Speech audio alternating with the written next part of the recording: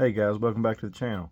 So I'm out here working on the lathe again. I'm just kind of doing my best to tune it and get it dialed in. And so the last couple of days I've been focused on the tailstock, and so it was way loose and wobbly, and it was out of center and out of alignment.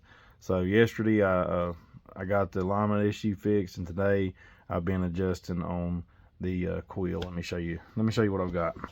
Alrighty, so I got just a simple dial indicator hooked up to the quill here, and the number value really doesn't matter. We'll get it back to 0 just for reference. My needle's a little bent. So my goal, I'm trying to get this thing to go in and out without any tilt to it. So this is just kind of verifying that it's level. So when you crank it, I mean some movement's normal, but I'm pretty good. It's not really moving at all.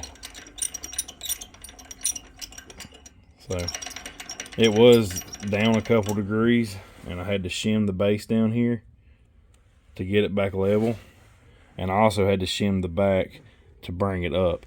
This one is just a tad thicker because it was kind of sitting like this, and so I brought the front up and I brought the back up, but I brought the front up slightly more.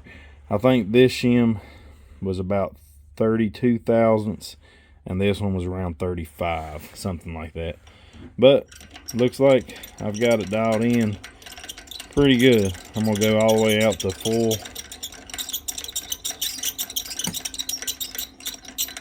length, which is 50. All right, there's 50, and it moved maybe a thousandth, maybe.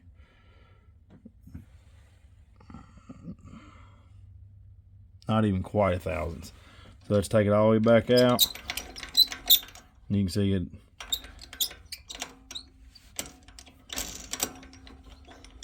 I mean, I can live with that. It's actually went back down. So yeah, we're at 50, and we're at 0. All right, so now the other thing that I ran into was the quill had a lot of play in it. Like, I got it to where it would go in and out level, but then I could come up here and I could move this, and it was moving almost 10 thousandths. It was like 9 thousandths worth of play in it just from sitting here and wiggling it. And as you can see now, it has virtually none. Maybe a thousandth. Yeah, a thousandth maybe. So what I did here was I took everything apart. I took the handle off. I took the quill out. I cleaned it out. There was a bunch of metal chips and shavings in there, and I think it was just kind of holding it off a little. I oiled everything really good with some gear oil, and there's a set screw under here. You can see I got oil dripping off of it, and there's a groove that set screw sits in, and so I just adjusted on that set screw until I got it tight enough to where there was no play, but not too tight that the quill wouldn't move. And right now I think I have it just about perfect. So I'm gonna take it to about 30 or 25. That's probably where most of our work's gonna be done anyway. One thing I found out about this quill, it ejects at 10. So I mean, I can take it all the way in, but you can't have a tool in it because it ejects the tool at 10. And I'm sure some tools are different based on the taper, the tail on the taper. Some tails are probably longer, so it'll eject sooner than others.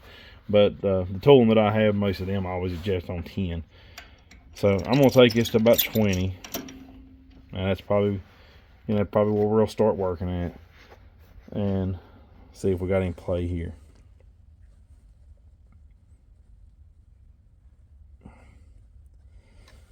Maybe let me get it back 0 again, and we'll start on. This thing is very touchy. There we go. We'll start right there. So we're on about a half. there's nothing. So it's not moving at all. You can see so that's going to hopefully get me some better center cuts and drills. I was playing around yesterday, and I just took this bolt and I drilled it out, and then I threaded it. And the face on this thing's terrible. I done that just playing around, but I was just trying to get some threads in it just to try to practice threading. And whenever I started drilling it, the quill was going everywhere. Like, it would not stay in the center. It was really bad. So that's why I decided to go ahead and address this. I got to get a new washer for my lock here. I lost it. I don't know what I've done with it. So my quill lock doesn't work right now. But I mean, everything is rigid enough that I can drill now. Alrighty, so the next thing we're going to tackle is this cross slide. And you can see, like, if you get it, the handle like this, it's so loose, it just falls. So if you, if you're making a cut and you get it to 0 and you move it just a little, it'll fall. So next thing we're going to do is we're going to tighten this up and see if we can get some of this play out of this thing. There's a lot of play here, and we're going to try to get that out. So what I'm going to do is I'm just going to start tightening this down. I'm going to hold the wheel and just tighten the I guess you would call that like a lead screw, or the screw that's going to the cross slide here. And I'm just going to try to tighten this handle up to get that out of it. Eventually I want to make some new wheels, but for now I just want to get these working. You can see, like, you get up here, it just falls right back down. So let's get this tightened up. Alrighty, I'm back. So got this done the same thing. Took the wheel off, cleaned it, put some new oil on it, and just tightened it up. I didn't even use the ratchet. I just used the extension and just slowly turned it and tightened it up until I have some tension. And now it does not flop around anymore. So now I can go, let's see, make a pass here. Can't do this with one hand.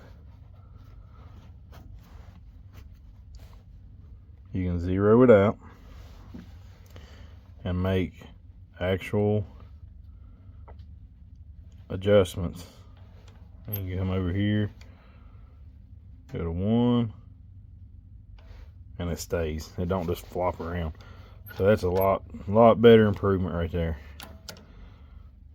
It's a little stiff. I mean, I can't really move it as fast as I could, but precision over speed. Alrighty, so now we're gonna move down here to this one. You can see it's the exact same way. So we're gonna do the same thing with it. Alrighty, now that I got everything tightened up and adjusted, and everything seems to be a lot better and smoother than it was, I've got my dial indicator set up, and I'm just trying to figure out the feed. And I have run into one little issue, and I'm not really sure how to fix it. Let me show you. Alright, so I got our handle zeroed out. We're going to zero the indicator out. Alright, so we got it zeroed out, and so I'm going to turn the handle, and we're going to go in just hash increments. So 1 hash should be, according to this, I think it's 0.5 millimeters. Yeah. Alright, so we're going to go 1, 2, 3. There we go. Now it's just now starting to move. So if you go back the other direction, I cannot get this thing to stay focused. Alright, so we're going to go back the other direction. Let's zero it back out.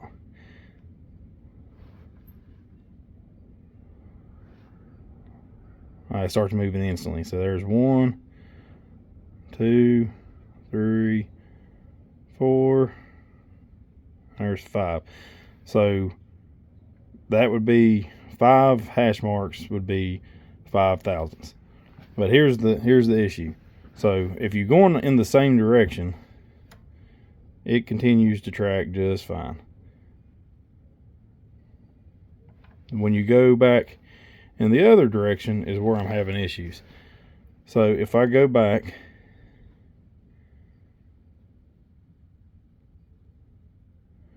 we went back approximately 5 thousandths on here before the cross slide ever started moving.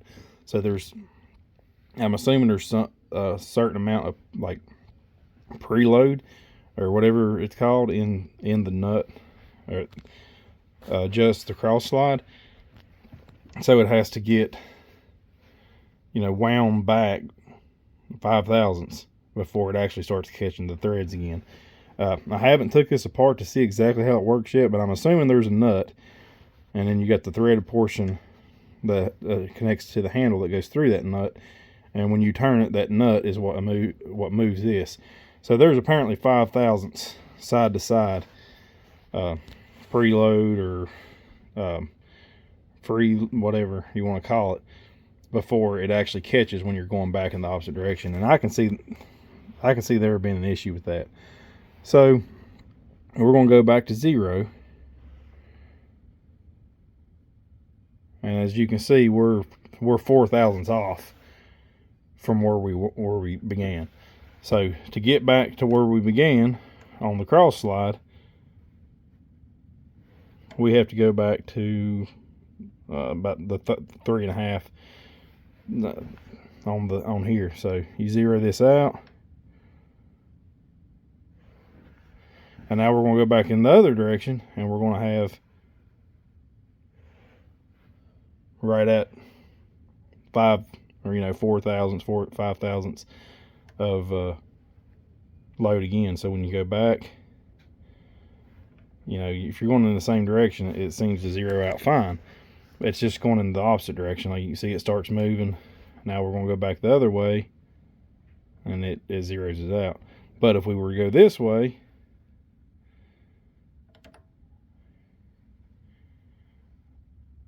we're on 0 and we're still at 4 thousandths. So there's a little bit of inconsistency right there that we got to get figured out. I'm not sure that that's something that I can fix, honestly. I just got to take it apart and see how it works. But what I'm thinking is, if there is a nut and it's moving side to side before it catches, maybe I can shim it side to side to where it takes all the play out of it. That's kind of what I'm thinking anyway. But that's going to wrap this video up. I will most definitely follow up on this this small issue. If it's something that I can't get fixed, or something that I can't, like what I said, shim to get all that, I'm gonna call it preload. I don't know what the real word for it is, but if I can't get that preload out, maybe I just have to figure out a way to adjust around it. So I know when I'm going the opposite direction that I have to turn the dial, 4 thousandths before I'm back to my starting point or something. I just have to figure out the math. I mean, it is consistent. I'll give it that. Like it's pretty consistent in the amount of travel to get back to 0. But if you're not measuring the cross slide at all times, it's going to be easy to lose track of where you began. So, in precision cuts and precision parts, that's going to be an issue. All right, let's wrap this one up. I'll most definitely follow up. I appreciate you watching. I hope this helps you out, and I'll see you next time.